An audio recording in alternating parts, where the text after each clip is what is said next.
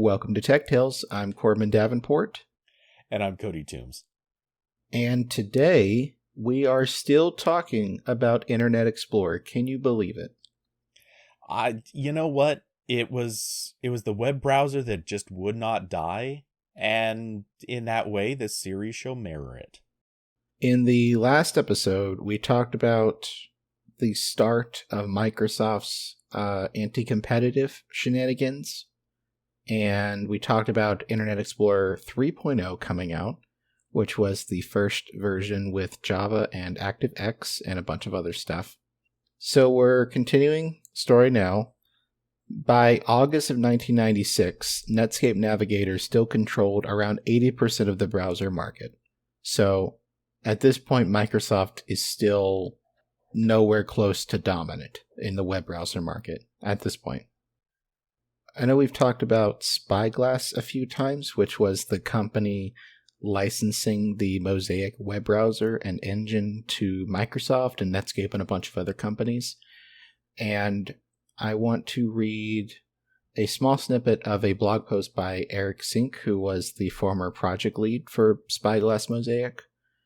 He said, quote, "The time between IE3 and IE4 was a defining period for Spyglass. It was clear that the browser war had become a two-player race. Even with our IPO stash, we didn't have the funding to keep up with Netscape. What was interesting was the day we learned that Netscape didn't have the funding to keep up with Microsoft. For the development of IE 4.0, a new program manager appeared. His name was Scott Isaacs, and I started seeing him at the HTML standards group meetings. At one of those meetings, we sat down for a talk, which was a major turning point for me and for Spyglass. Scott told me that the Internet Explorer team at Microsoft had over 1,000 people. I was stunned. That was 50 times the size of the Spyglass browser team. It was almost as many people as Netscape had in their whole company. I could have written the rest of the history of web browsers on that day. No other outcomes were possible. After that day, it seemed like Spyglass declined fast. The company turned its focus on the non-PC browser market. Things shuffled around. I left Spyglass in January of 1997 and founded my own company. I left with no regrets and no bitterness. Spyglass was an incredible learning experience for me." It's almost a funny notion to say the non-PC browser market. Yeah, Spyglass pivoted to like embedded stuff. I know they had something with internet connected TV browsers. That's what was happening with the company that basically kicked off the web browser industry. Was just in a few years, they went from the complete market leader to hopelessly undermanned compared to Microsoft and to a lesser extent Netscape.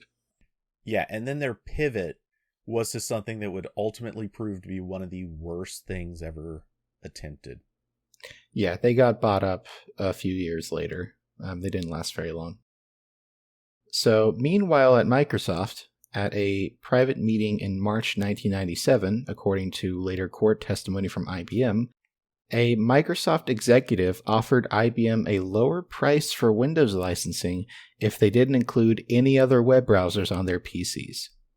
They eventually came to an agreement without that limitation, but still, Microsoft was really trying to keep Netscape and any other web browsers out of Windows computers. Which isn't all that different than the strategy we heard time and time again for Windows itself. Yeah.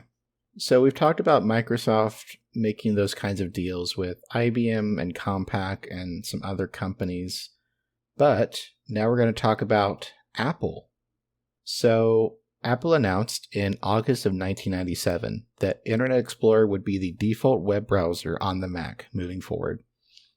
Before that point, Macs shipped with both Internet Explorer and Netscape, but Netscape was the default web browser.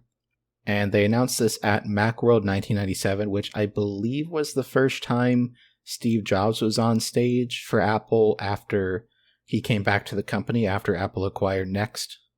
So I will send you the video. I'm actually a little surprised that Macs shipped with both Internet Explorer and Netscape. Typically, it was just more normal for them to ship with one or another, whether it was whoever they were friendly with or got paid by or something. with Microsoft making these deals, a lot of PCs were like that, definitely. But yeah, it is definitely a little bit more weird on the Mac because Apple did not have its own web browser at this point. We don't get Safari until years later. Oh, yeah. And this video and all of the other sources are in the show notes if you want to go check any of this out. This is also just Apple's Macworld 1997 press conference, so there's a lot of videos of this on YouTube. All right, you ready to start? Yep. Okay, start in 3, 2, 1, go. Now, I'd like to talk about meaningful partners. Apple lives in an ecosystem, and it needs help from other partners. It needs to help other partners. And relationships that are destructive don't help anybody in this industry as it is today. So, during the last several weeks, we have looked at some of the relationships, and one has stood out as a relationship that hasn't been going so well, but had the potential, I think, to be great for both companies. And I'd like to announce one of our first partnerships today, a very, very meaningful one, and that is one with Microsoft.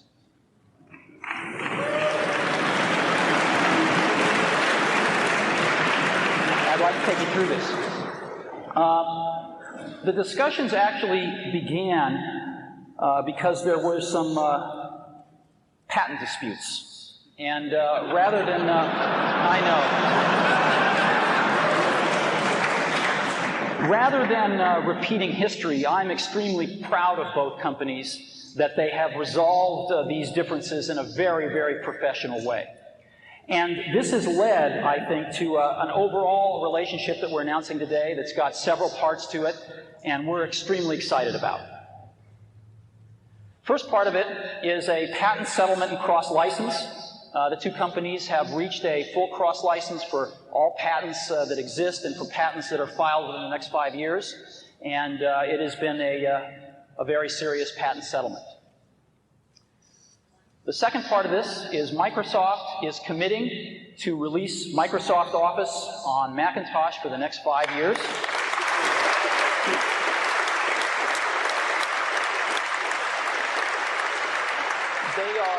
They are going to release the same number of major releases as they release on Windows during that time.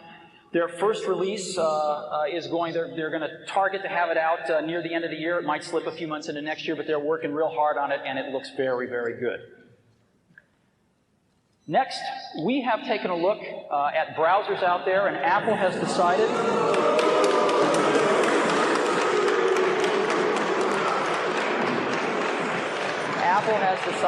to make Internet Explorer its default browser on the Macintosh. Since we believe in choice,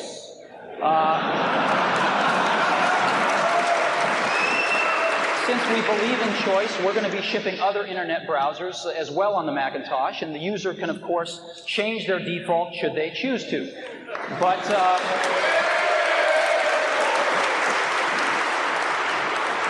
we believe that Internet Explorer is a really good browser, and we think it's going to make a fine default browser. Java. We are going to be collaborating with Microsoft on Java to ensure that we can get the best from each other and ensure that there's compatibility between our virtual machines. And we think that that will serve everybody's interests. And lastly, Microsoft is making an investment in Apple. Microsoft is buying $150 million worth of Apple stock at market price.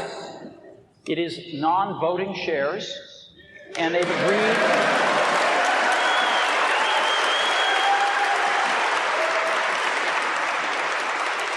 They've agreed not to sell them for at least 3 years. So what this means is that Microsoft is going to be part of the game with us as we restore this company back to health, have a vested interest in that stock price going up.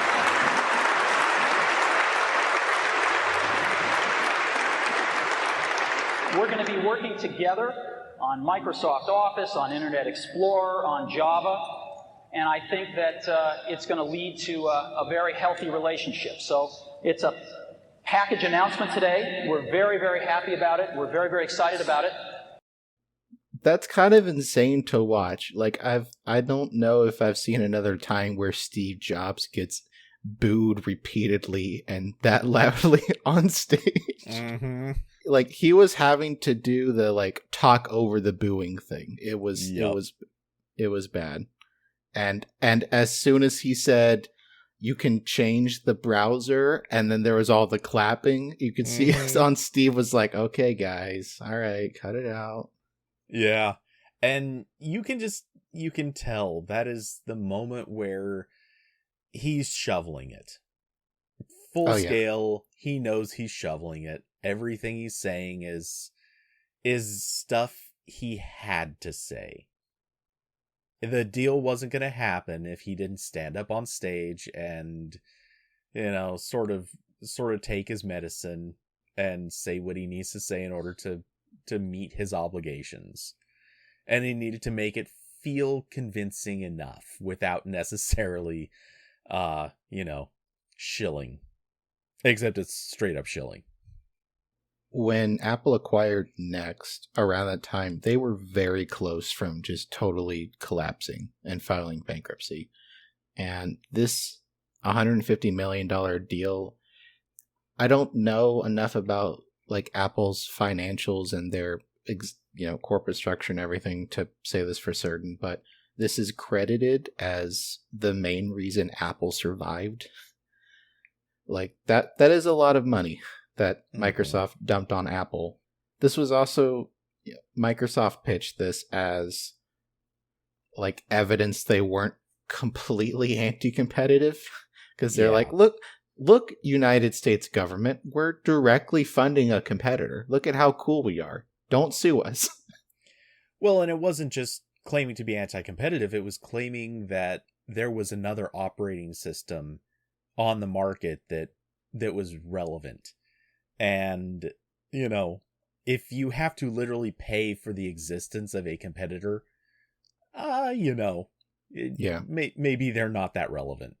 It's very funny. Like, I was aware of this event, but I hadn't actually watched the video before I was researching this, and like my mouth was just open for like a solid minute when they're like booing the crap out of Steve Jobs. Yeah, that is a rough moment in history. Honestly, almost everything in that video is just filled with rough moments. Like I said, the beginning of that ages so poorly. Him talking about patent disputes, kind of implying that that's a really bad thing, and lo and behold, they become the biggest patent trolls. They're obviously like weak and desperate for any sort of success and attention, and then now Apple is one of the biggest companies ever. So many weird reversals in history from what this presentation showed. So that deal with Microsoft involved Microsoft investing $150 million into Apple in non-voting shares, which means that they couldn't control what Apple does. It was basically just a check that they could cash in later if they wanted to sell those shares in a few years. And Steve Jobs mentioned Internet Explorer would be the default browser on Macs. What he didn't say in that event, and we learned later in the antitrust lawsuit, is I don't know if Microsoft ended up doing this or if it was just a plan that executives were thinking about, but there were internal memos at Microsoft that the company was going to threaten to stop developing Microsoft Office for Mac unless Internet Explorer was the default web browser. I could kind of see that being part of a strategy, yeah. I don't know if they ever went to Apple and did that, but there were memos that they were at least thinking about doing it. So that was in August of 1997. On October 1st of 1997, Microsoft released Internet Explorer 4.0, so we got the next big major update. This added a new Explorer bar on the left side for adding like bookmarks to websites and other information. There is also an offline mode for viewing web pages you previously visited. one of the big features in this release was something called active channels, which these are kind of difficult to explain, but they were kind of like widgets on that sidebar that would show information from websites you wanted to see info from. So, like, for example, you could add a active channel for Bloomberg News, and like little snippets of news from Bloomberg would show up on the side of your web browser. Those widgets would just sort of refresh every once in a while, and you'd see it that way. Right. We didn't exactly have RSS or anything like that at the time. Yeah, and this was sort of a larger push that was going on, also competing with Netscape, where there was a new focus on, like, they kind of called it push content. It wasn't really like push notifications yet. It was more just like content that would be served to you automatically was kind of this new hot idea at the time. I'm going to read from Microsoft's announcement that explains how these work. Microsoft said, quote, Microsoft Internet Explorer 4.0 support for active channel technology delivers exciting, customized, and interactive web content from the world's leading websites right to users' fingertips. For example, if a user subscribes to active channel content offering up-to-date sports information but is interested only in the latest baseball scores, he or she can easily elect to receive only that specific content. Users can also control the amount and timing of content delivered so they only receive the specialized content they want when they want it. Quote. And you could also put that content on your Windows desktop. So this was the active desktop feature in Windows that showed up. I think it was available on Windows 95, but it was also really big in Windows 98. Some of the companies that set up active channels included CNET, CBS, Bloomberg News, Disney Online, NBC, and Nickelodeon. There were hundreds of major websites doing this.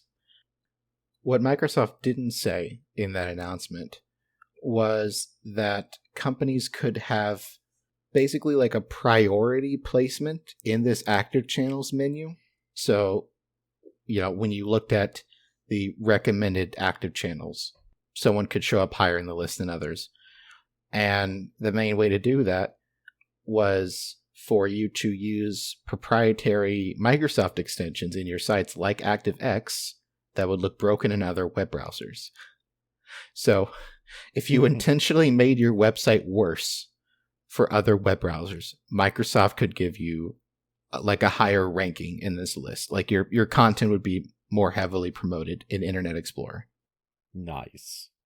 Internet Explorer 4 was promoted alongside and sometimes bundled with Outlook Express, which was a new simplified email client for Windows that replaced Internet Explorer's older built-in email client. Before this point, Internet Explorer had a built-in email application just like Netscape did.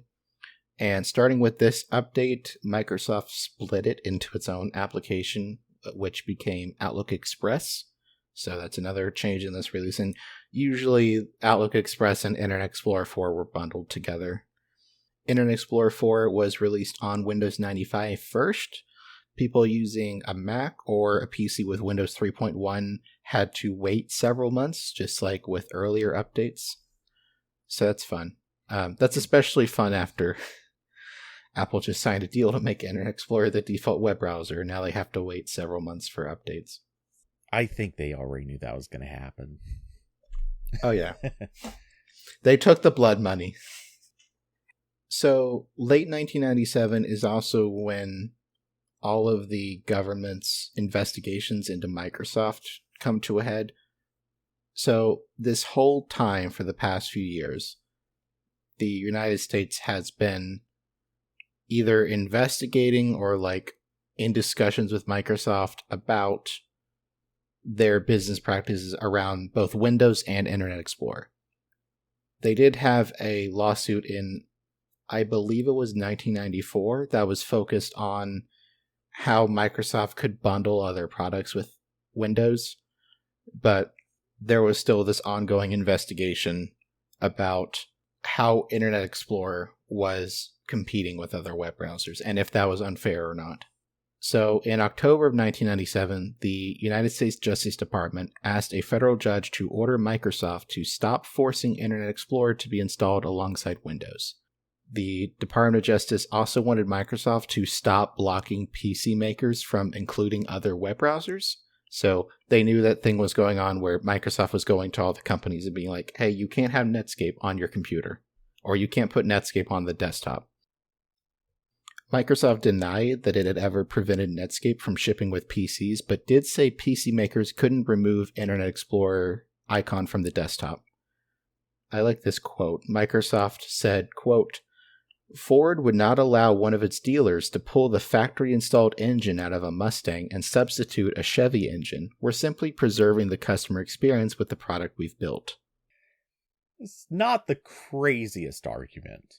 It's not a great argument, but it's not totally out of left field. Yeah, we'll get into this a little bit later, but that argument kind of depends on if you can consider Internet Explorer a core component of Windows, which at the time of Windows 95's release, it was not. It was not part of that package. And we're still in 97, so Windows 98 is not out yet, which would include Internet Explorer. So the judge that kind of takes control of this investigation into Microsoft is Judge Thomas Penfield Jackson. And on December 11th, 1997, he issued a preliminary injunction banning Internet Explorer from being included with Windows. And because that was in December of 97 and the release of Windows 98 was coming up, it seemed like that update could not have Internet Explorer in it.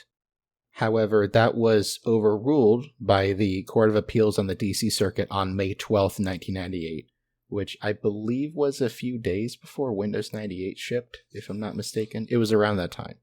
So that didn't really end up mattering. A few days later, on May 18th of 1998, the United States officially began its antitrust lawsuit against Microsoft. So we made it. We made it to the big lawsuit. Technically, this was 2 lawsuits. There was a lawsuit filed by the Attorneys General of 20 U.S. states and the District of Columbia, and there was a lawsuit led by the Department of Justice, which, if for anyone not familiar with how the United States works, which is also some people in the U.S., the Department of Justice is like federal, so that's the entire country, but also individual states were suing Microsoft. And because those lawsuits were so similar, everyone just decided to just merge them, just do them all in one go. So the initial complaint that started this lawsuit from the Justice Department, it's pretty long, but I want to read some sections of it because it's really fascinating, especially from my perspective where I'm used to government officials not really understanding technology at all. Like, I think we've all seen every time like Mark Zuckerberg or, Tim Cook or whoever gets dragged in front of Congress and some not technically literate Congress people ask them questions that aren't helpful. And sometimes the questions just devolve into tech support. Yeah. So like I'm my expectations for this kind of thing is very low, but this antitrust complaint is actually, it seems pretty level-headed. Again, the entire thing is in the show notes if you want to read it. It's pretty interesting. I'm just going to read some sections of it. So the complaint said, quote, "This is an action under Sections 1 and 2 of the Sherman Act to restrain anti-competitive conduct by defendant Microsoft Corporation, the world's largest supplier of computer software for personal computers, and to remedy the effects of its past unlawful conduct. Microsoft possesses, and for several years has possessed, monopoly power in the market for personal computer operating systems. Microsoft's Windows operating systems are used on over 80% of Intel-based PCs, the dominant type of PC in the United States. More than 90% of new Intel-based PCs are shipped with a version of Windows pre-installed. PC manufacturers, often referred to as original equipment manufacturers or OEMs, have no commercially reasonable alternative to Microsoft operating systems for the PCs that they sell. Accordingly, the most significant potential threat to Microsoft's operating system monopoly is not from a direct frontal assault by existing or new operating systems, but from new software products that may support or themselves become alternative platforms to which applications can be written and which can be used in conjunction with multiple operating systems, including but not limited to Windows. To protect its valuable Windows monopoly against potential competitive threats, and to extend its operating system monopoly into other software markets, Microsoft has engaged in a series of anti-competitive activities. Microsoft's conduct includes agreements tying other Microsoft products to Windows, exclusionary agreements precluding companies from distributing, promoting, buying, or using products of Microsoft software competitors or potential competitors, and exclusionary agreements restricting the right of companies to provide services or resources to Microsoft software competitors or potential competitors. Collectively, Microsoft's contracts with OEMs, internet service providers, and ICPs have unreasonably restrained and, unless enjoined, will continue to unreasonably restrain competition in the market for internet browsers.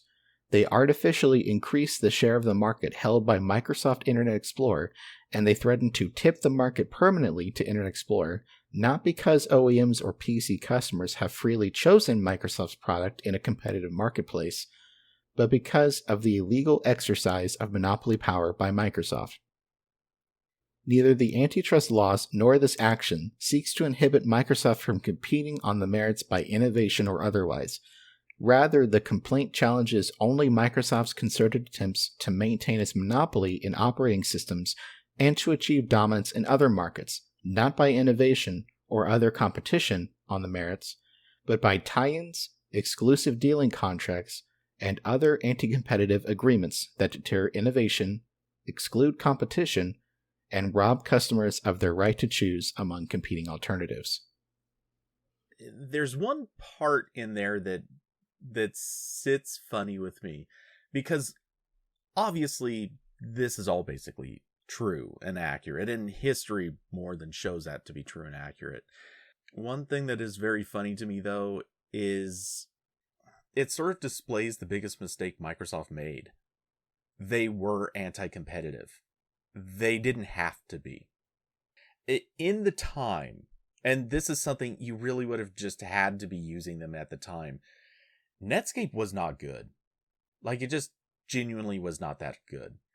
And there was a time where it was okay, or even, dare I say, pretty good. But Microsoft's Internet Explorer just honestly excelled way beyond it. And it wasn't an anti-competitive thing. Depending on how you want to argue what anti-competitive is, I guess, but they just actually made the better browser for a period in time. And they could have honestly kind of won this fight without being anti-competitive, and then there would not have really been much of a case. Or they would have had a much harder time proving their case. It's only because Microsoft screwed up and went too hard that this happened. When we were watching the CNET video about the Internet Explorer beta, for example, that was one case of people not really related to Microsoft being like, this is a pretty cool web browser. Like, it did seem like for a while, Internet Explorer was like actually a pretty good product. And again, it was free because Microsoft was subsidizing it with Windows, but whatever. Really, besides the whole ActiveX thing, which I still can't get over, like, there wasn't really anything like overtly bad about it. And I did take a lot of sections from that is in order, but there's a lot of stuff in between there that I skipped because we've already been talking about a lot of the specific cases of Microsoft being anti-competitive. But when I was reading this, what really stood out to me is that everyone in this situation, the United States, Microsoft, and probably Netscape, realized that the web is the next big platform. Like, this is what is going to matter in 5 and 10 years. Microsoft, in response to that realization, is making sure they are still the dominant leader in whatever comes next. Of course, that ended up being completely true. Like, the web did become a huge platform for applications on the desktop and later mobile. Yeah, at the time there was definitely the notion was there. People certainly understood well, I shouldn't say people. This was one of those things where the enthusiasts, the professionals, it was really only among people who kind of spent a lot of their time using computers every day. They were the ones who saw the web as being the future at the time. And it was widely understood among that group. Yeah, your average person who just had to use a computer for their day job or something, this was not their thinking yet. Obviously, things would change a lot. So in that complaint and the government's entire argument against Microsoft is based on Microsoft breaking the Sherman Act. So I wanted to explain that a little bit here for anyone who doesn't know this. The Sherman Antitrust Act was passed in 1890. It's a federal U.S. law that prohibits anti-competitive agreements and any practices that monopolize a given market. It's mostly focused on situations like this, where companies making direct action and deals to harm another competitor. It doesn't outlaw what are called innocent monopolies, which is a very funny phrase to me, but basically, like, if you're the only company that provides a certain product and it just happened to be that way, the U.S. government will not go after you. They're just focused on cases like this. Well, it's we do have a lot of laws like that, even, down to like murder versus manslaughter. There's a intent and planning play a big role in how we determine who we're going to go after, how they're going to be punished, things like that. Yeah, it is really hard to define some of this, especially in this case, not only because they're applying a law from 1890 to Microsoft, but also because to get this argument that Microsoft is being anti-competitive, you kind of have to have a narrow definition of some stuff. Like, I was reading one opinion from, I think it was a law professor, who was pointing out that the Justice Department was kind of using a little bit of a narrow definition of what a market is. Like, they're defining the market as Intel-based PCs, which were obviously the most popular kind of computer in the US, but there were other computers. The law was proposed and passed by Senator John Sherman from Ohio, which is where the name came from, as a result of growing public hostility towards large corporations that were monopolizing certain industries and raising prices on essential products. I can't possibly imagine what that's like. Definitely not having any issues with that right now. No, sir. Not at all. And the main reason the Sherman Act was a thing was, like, the main company that was causing this problem was Standard Oil, which at that point in history was controlling nearly all of the oil refining capability of the entire United States. Like, they were doing the classic monopoly thing of buying out its competitors, and then the companies that didn't want to get bought out, they were just ruined because Standard Oil would set their prices far too low for others to be competitive. Eventually, in 1911, the U.S. Supreme Court ruled that Standard Oil was violating the Sherman Act, which led to it being broken up into several regional companies. The other big use of the Sherman Act is in 1984, when the U.S. government broke up AT&T, or the Bell system, and they broke into a bunch of smaller companies. And that was happening because AT&T had a complete monopoly on both local and long-distance telephone calls in the United States, as well as most of the equipment for making those calls. And the extra fun part about all of this is that pretty much all the big companies that get broken up under the Sherman Act just merge back together over a couple decades. Mm-hmm. So a lot of the companies that came from Standard Oil being broken up merged back together and became ExxonMobil. And most of the companies that came from AT&T are now AT&T and Verizon. So not a big success rate on the Sherman Act. Nope. Like, we're not really that good at breaking up these companies, and we're especially not good at making sure they don't merge back together. It's kind of like every time we go to war with some country, or not every time. We've actually learned our lesson on this and now handle it very differently. But there was a point in history where our whole strategy pretty much was go into an area, beat them up, and then leave them to fend for themselves, or, you know, ignore them, forget them, whatever. And yeah, we caught on that that's not the best thing to do. Sometimes the smart move is to keep paying attention and do something if things start going wrong. Yeah. Oh, okay. Well, we're done for now. We'll talk more about the legal stuff. Cody, do you have anything you want to plug, perhaps? I'm drawing a blank. So, as usual, just follow me on Twitter. I'm at Cody_Toombs. Yeah, everyone should be following Cody by now. He's done this enough. And TechTales is also on Twitter at TechTales Show and on Mastodon at TechTales@mas.to. All the sources and the Macworld video we talked about are in the show notes, along with donation links if you want to support the show. And thanks for listening, and we will be back in your podcast feed soon. Goodbye, everybody.